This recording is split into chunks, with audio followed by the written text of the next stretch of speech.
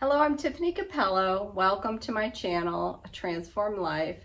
And today's topic is dealing with the physical symptoms of anxiety. This is one of the most difficult things for people to deal with, quite honestly. Some people have really mild symptoms of anxiety, a little bit of jitteriness, almost feels like they drank too much coffee. And sometimes the symptoms of anxiety can be very severe from a physical standpoint. I was one of those people. I had chronic headaches, brain fog, sometimes depersonalization. I often felt like very dizzy. My head was sort of, this is a strange one, but I felt sometimes like my brain was almost bouncing back and forth inside my head. And I've heard many of my clients describe the same feeling. When it comes to symptoms in your head, those can be the most scary, but all symptoms of anxiety are scary. The chest tightness, the shortness of breath, the rapid heartbeat, the feelings of tingliness, numbness, not being able to sleep. They can all be scary and alarming. I suffered significantly, but these symptoms are just a sign of dysregulation in your nervous system. They're a sign that something you're believing in your mind is causing an issue or something in your past hasn't healed. So today we're going to talk about how to deal with these symptoms of anxiety. So first of all, I want to make the point that your symptoms are not meant to be feared. They are meant to be understood. Now, why are these symptoms so scary? I'm going to give you a little story, a little illustration to make my point. Now, if I were to stomp on your foot really hard, so hard that I broke your foot, or if you were to fall and break your ankle, or maybe if you were to go in to labor, if you're a woman, and go into childbirth, okay? These things are extremely uncomfortable. Broken bones, sprained ankles, slamming your head really hard. They are realistically more uncomfortable and the pain level is higher than anxiety. But if you were to break your foot, you know two things. You know what's going on and why it happened, why you have the pain.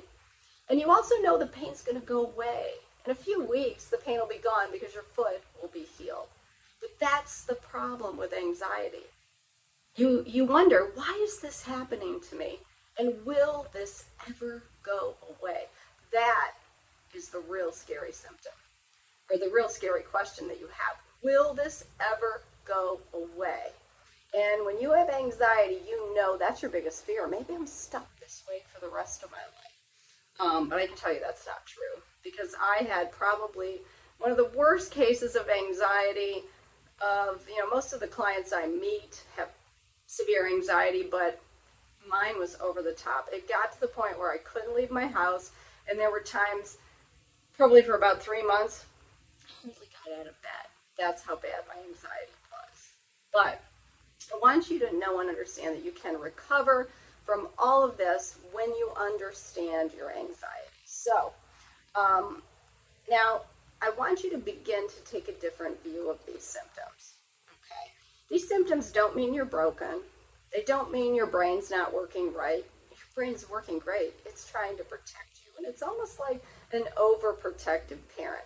But just like if you sprained your ankle, you're not going to be angry and upset at the pain because you understand the pain is there to give me a message not to walk on the foot. Okay?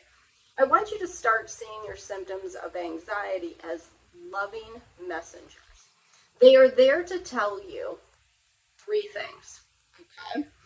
And maybe you want to grab a pen and a paper and write these 3 things down, because this is so crucially important for you to understand your anxiety. Okay? So you can pause this video if you need to. But the first thing, the first reason why you get these symptoms of anxiety, these loving messengers, and I will really emphasize that. Your brain is never out to harm you. It's trying to protect and help you. It's not broken, and it's not a bad brain, okay? So the first reason something in your past hasn't healed. Okay? Reason number 2, something in your present needs to change. And we're not going to talk too much about something in your past not healing, because I think most people understand. We're going to talk about something in your present needs to change. Reason 2, that you're getting anxiety symptoms or even any uncomfortable emotion. Sometimes we put ourselves in dangerous situations.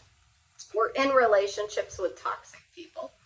We aren't setting proper boundaries. Sometimes there's just financial struggles, sick children, aging parents. Okay, these things, some of them we can change, and some of them we can't, right? So maybe as you're listening to this, you're thinking, well, that's great, Tiffani, because some of the things causing me anxiety I can't actually change. I've got good news for you. When you can't change something externally, you can always shift internally so that you can meet the demands of what's happening externally that's outside your control. And we're going to be talking more about that in coming videos. So if you haven't subscribed yet, please subscribe to this channel. So let's talk about reason number 3, because this is the big one, okay? And even if 1 and 2 are present or aren't present, 3 is always there. Number 3 reason you have uncomfortable emotions, particularly anxiety, is that you have toxic beliefs, okay? If you believe you're stupid, if you believe you're not worth anything, no one loves you, okay, you're going to experience anxiety, okay? Whenever you're in a situation where you think, I'm just not adequate for this, of course there's going to be anxiety if that's your belief. So it's really, your anxiety is a loving messenger to point out that something needs to shift in your mind, okay? The good news is you can shift all of that, okay? Now, first of all, let's talk today. We're going to give you some practical ideas on how you can deal with these physical symptoms, because let's face it, they suck. Okay, I've been there. I know how bad they suck. But the one thing that keeps you dysregulated, the one thing that makes it difficult for you to recover, is when you live your life in fear of the symptoms, the physical symptoms of anxiety. Okay? Because remember, your nervous system is dysregulated when you're constantly in fight or flight. You constantly feel like you live in a dangerous world. Okay? And if you believe that you have to get rid of this anxiety today, you can't stand another minute of it, you can't take it, this is so difficult to deal with, I can't deal with this, is so impossible, this is so uncomfortable, I have to get rid of this yesterday, and you're researching, Googling, obsessing, symptom focusing constantly, you are perpetuating your dysregulation. I'm not saying that to be judgmental or incriminating. I did the same thing, and it's really hard not to do. So as I'm saying this to you, my heart really goes out to you, because I truly do know how hard it is. And sometimes even just thinking about what I went through will just make me teary-eyed, because it was tough. It was tough, and I know you're going through a lot right now. But I want to give you some tips, okay? So the first thing you need to do when you get these symptoms is stop viewing them as your enemy, as something you need to run and escape from, and see them as the loving messengers they are. Okay, these symptoms are coming to me. It's a sign there's something I need to fix. It's okay. Be thankful. And I know that's tough. I know that is so hard. Trust me. But say thank you to your brain. Say, thank you for this symptom. It's uncomfortable for me. I'm getting all tongue-tied. And I don't like it, but I know there's something I need to heal, and I thank you for sending me that message, okay? Now, that's a message of safety you're sending to yourself. When you fear your symptoms, obsess over your symptoms, get upset over your symptoms, you are keeping yourself dysregulated. When you say, thank you, and you think, I'm going to heal, I'm going to work on this, your mind knows that it can trust you. It's sending you the message, and you are listening. Okay? So the second thing you need to do is refocus.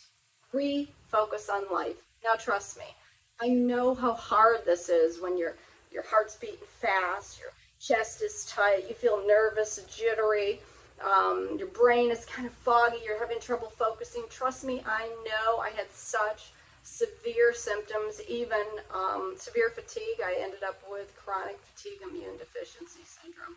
So I know this is really difficult, but trust me, you can do it. This isn't about perfection. This is about doing the best you can to live your life. Okay? The best that you can. If that means that you can only read a book because you're so tired, that's okay. You can watch a movie. If you're only going to get part of the kitchen clean, okay? If you can only work part-time, it doesn't matter. Do the best you can to refocus on life, refocus on others, refocus outside of those physical symptoms. Okay? The physical symptoms will still be there until you learn that lesson that the loving message is trying to teach you. And stay tuned to this channel. So we'll be talking a lot more about that. But refocusing is so important. Focusing on the symptoms and obsessing keeps you dysregulated because you're telling your mind the symptoms are dangerous. This is something to fear. Focusing on your life sends a message of safety to your brain. Now, the third strategy, number one, being to remind yourself this is a loving message. Okay, refocus. Remind yourself this is just hormones making me feel like crap. I've got a lot of stress hormones. This is why I feel so crappy.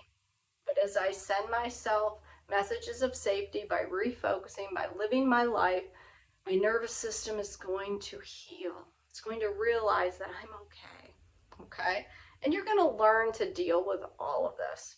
Now let's talk about a few messages of safety that you can send yourself. The first one we just talked about, not obsessing and fearing over your symptoms, okay? Also, I encourage you to start journaling. I'm going to be making a video about that coming up shortly. How to journal when you have anxiety, okay? Because it's not about you complaining about your symptoms or your life or writing down why you can't stand life and why you can't handle things. We don't want to reinforce the negative messages. This is about you expressing emotion and your mind learning that it's safe for you to express emotions. Because if your subconscious believes it's not safe for you to express these emotions, then your subconscious mind is going to feel like emotions are dangerous. Again, keeping you dysregulated. Okay, so journaling is super important. I suggest you spend 10 or 15 minutes every day just journaling. And I'll talk to you more in an upcoming video about some specifics. But for now, just start journaling your feelings, the things that make you angry, the things that make you feel unsafe, the things you're afraid of, the things that you feel guilty and ashamed of. Be able to express those emotions with an attitude of acceptance. No emotion is bad. Accept yourself. Love yourself.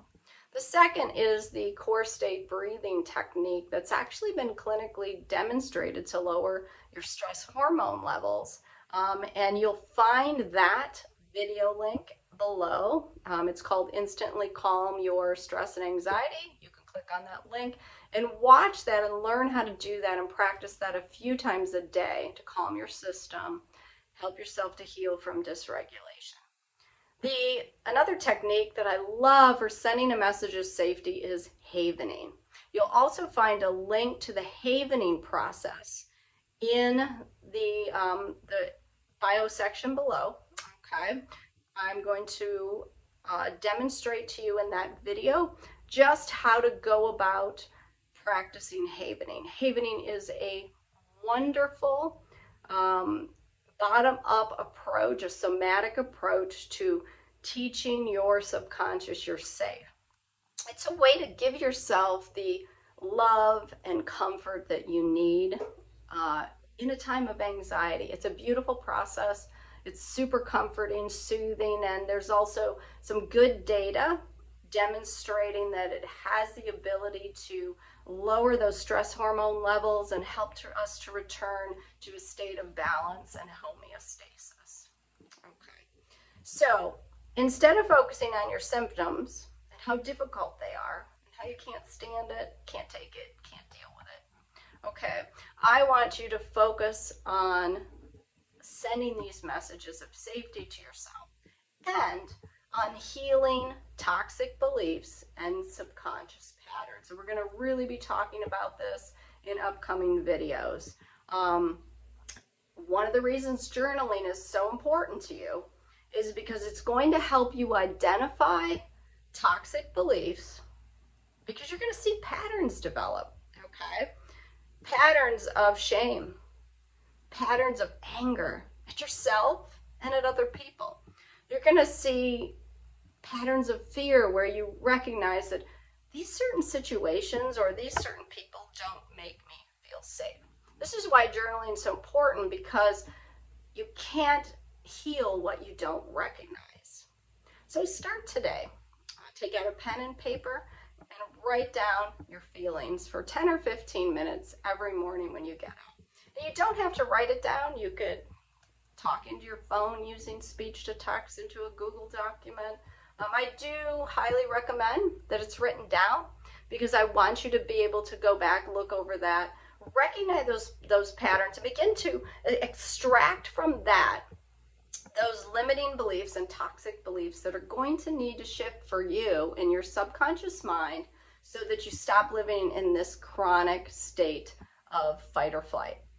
So thank you for listening today. As usual, it's my pleasure to bring these messages. I know what it's like to be in this terrible difficulty of anxiety. It's been a number of years for me that I've been walking in peace. And I know you can too, because my situation at the time wasn't ideal for healing. It was very difficult. I was in a religious cult. I had a large family. I was chronically ill. These are not ideal situations. So if I can heal, I know you can too. I love you, and I'm sending you a big hug today. So have a wonderful day, and I'll see you again.